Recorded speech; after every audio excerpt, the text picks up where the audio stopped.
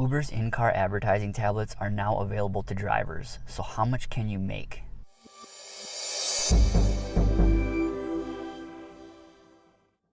So first off, these tablets are a good idea for an extra revenue stream for Uber.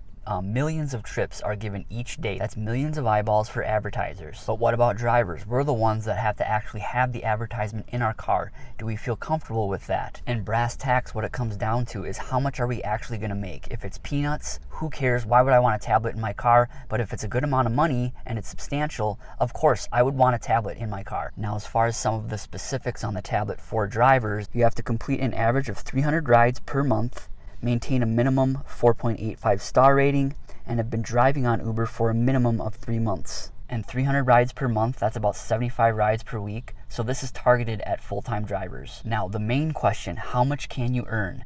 On Uber's website, under their FAQ, it just says drivers with in-car tablets could expect to earn a revenue share for any non-Uber ads displayed to riders on a trip. And they say, additionally, we hope that on-screen tip reminders to riders will result in increased tips. So no specifics in there about how much a driver can earn, and they felt the need to include a sentence that said they're going to include on-screen tip reminders for riders. These tip reminders are a cool thing to include, but Uber feels the need to include these tip reminders, so I'm guessing that the revenue earned from the advertising isn't great. Now, how much can you actually earn on the revenue?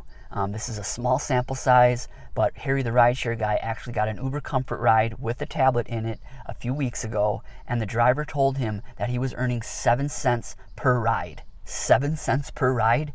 If you give 300 rides, that's $21 a month. That is peanuts. And my question would be, what is Uber's share? Drivers are only getting 7 cents per ride. Uber has to be getting substantially more. So in my opinion, if 7 cents per ride is the standard across the board, these tablets are definitely not worth it for drivers. Now, there is an alternative tablet. It's a service called Play Octopus. With Play Octopus, it's very similar. You get a free tablet sent to you. The requirements are lower. Drivers only need to give 100 rides per month as opposed to Uber's minimum of 300 rides per month. Now, as far as Play Octopus's payout model, they say for every estimated ride you give, and that is calculated with the tablet's GPS, you earn 1 point.